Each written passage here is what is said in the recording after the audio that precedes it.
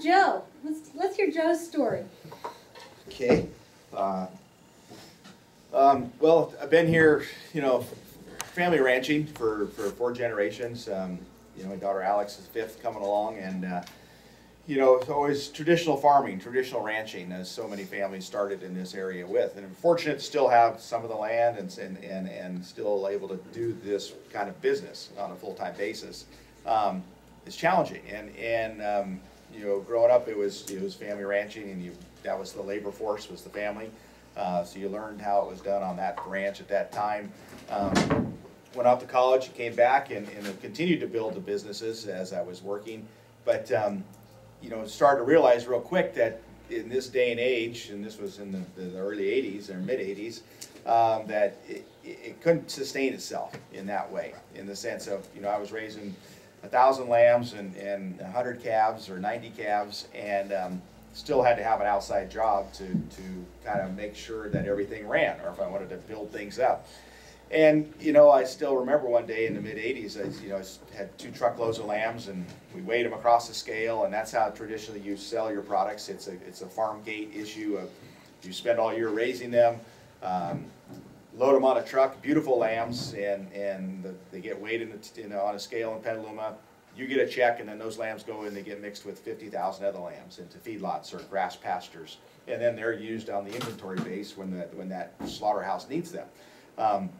And they're doing their job. They're making sure that they have that harvest number that they need every day when you look at the big picture. And it's amazing how big the picture is, and then we try to shrink it back down to a small farm operation.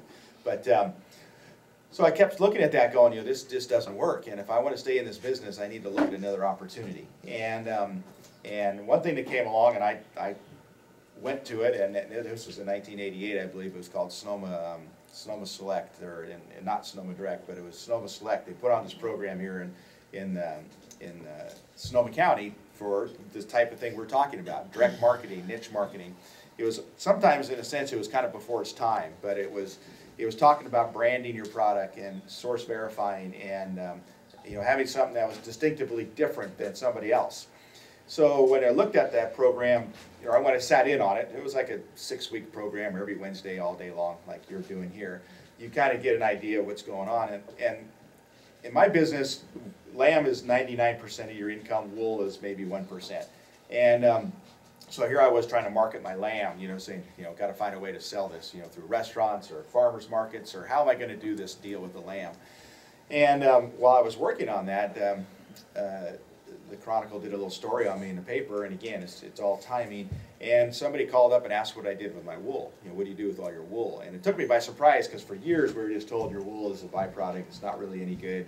It's not the right type. When a buyer would come out to our ranch and buy it. So it kind of took me by surprise. And I said, well, I just sell it. And long story short, we started to develop a product for beds and for natural bedding. Because in your bedding products, there's tons of chemicals to meet all the fire codes that you have to meet in order to have bedding safe, in the sense. Now they realize all those chemicals that they're putting in there are all carcinogens, and they're all cancer causing. So here they're saving you from burning up, but they're giving you cancer at the same time. So it was this thing. It was kind of, again, before its time, but I started to process my wool for bedding products. And again, here was a niche or an added value product that came along that I wasn't ready for it because I wasn't looking at the wool, but I had all the product. So now I sell, probably 300,000 or 400,000 pounds of wool a year to bedding companies for natural bedding. And so that's something that started kind of on a side note. And here it is. It's a business that we sell throughout the United States. And it's a source verified natural bedding product that now a lot of big companies are using wool to get away from those chemicals, because wool doesn't, it's fire resistant, it smolders, but it doesn't flame, so it meets all the codes. So here again, it was a product that I was already producing, and that was my goal. When I looked at what I was trying to do out there, I was looking at products I was already producing. I didn't have interest to go raise pigs or try to grow broccoli or try to do something else with some of the land I had. I looked at it and said, I love raising sheep and cattle. I like doing these things. How could I make this market? How could I find a market that'll fit what I'm already growing? And and so that's what I started to do with the wool, and so far it's rolling along. You know, we continue to try to build the product or expand it, but and there's always new things. You know, there's an offshoot now for some insulation, so we're working on that. We're working on the lanolin, you know, on the lanolin that we have to do marketing with it. So it kind of starts to spawn new things, and you have to be ready for those opportunities when they come along. And with the wool, it's been great. You know, I mean, you meet great people in the industry, and they start to feed off of what you're doing.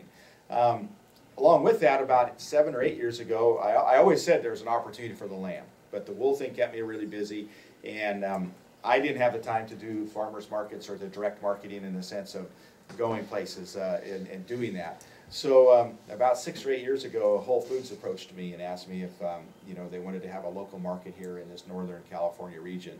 So I started to work with them, you know, develop criteria and to you know, go through their process, which is a very interesting process. I mean, here you have a, you know, multi-million-dollar, billion-dollar national conglomerate, but they all have their own regions, you know. So again, it's a big thing like we're talking about with the commercial sheep on down to your own farm. They have that kind of concept with the situation of lambs, or not lambs, but with their regions of the stores. So for this Northern California region, they wanted to have a local product. So I started to work with them on how are we going to do this. And you know, I got my ranch audited, which means, you know, they come out and look at it to say, is this compatible for their humane farmed and all those types of things. And then I brought in 6 or 8 other ranchers that work with me because I didn't have enough supply to make it for the year-round program that they wanted. So we built this program, that PozziRanch lamb, that I started to bring in these lambs that are source verified and meet the criteria, which is your basic no hormones, no antibiotics, humanely raised, all these different things that are, you know, pretty standard right now, but at the time there was something they wanted to make sure they highlighted in their products.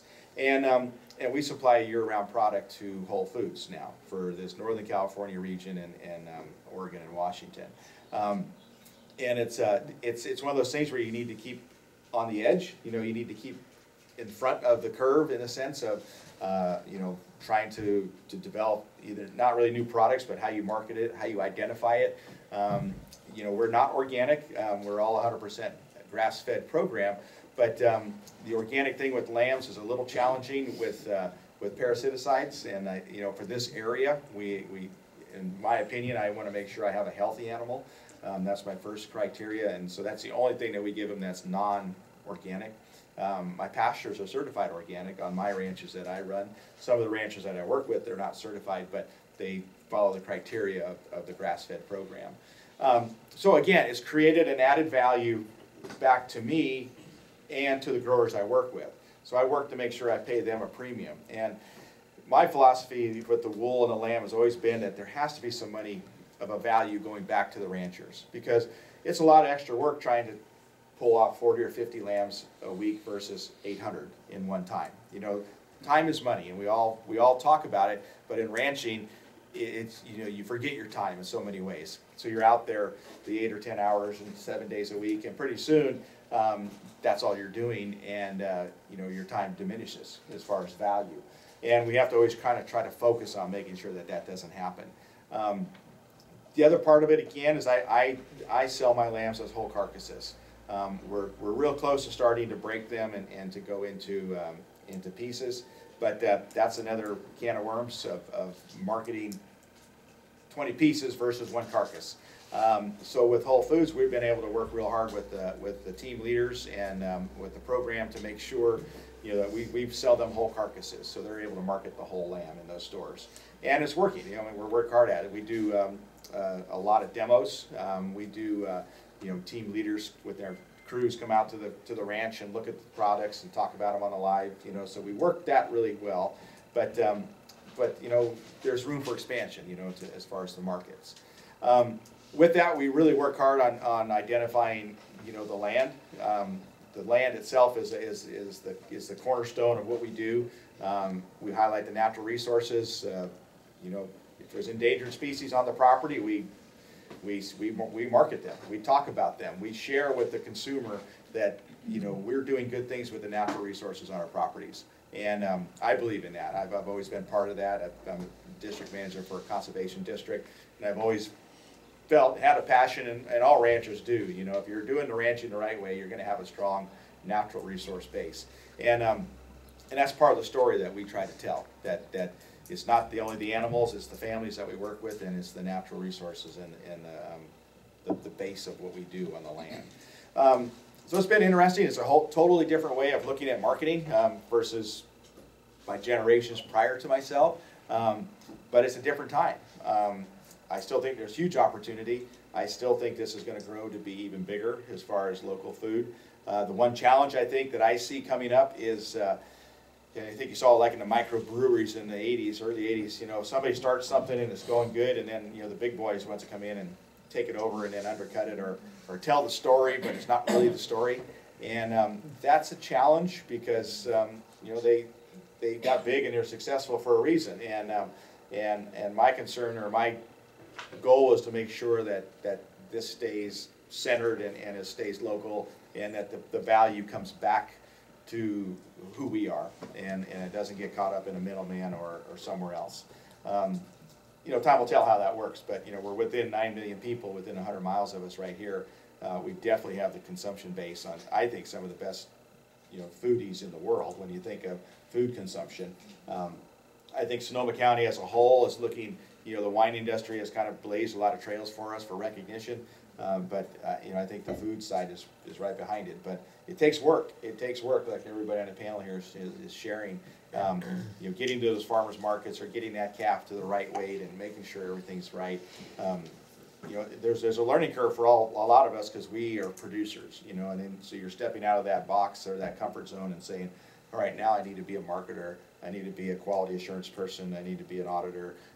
There's new roles that we constantly have to fill in order to market our products, versus just saying put pounds on that animal, load it on a truck, and move on.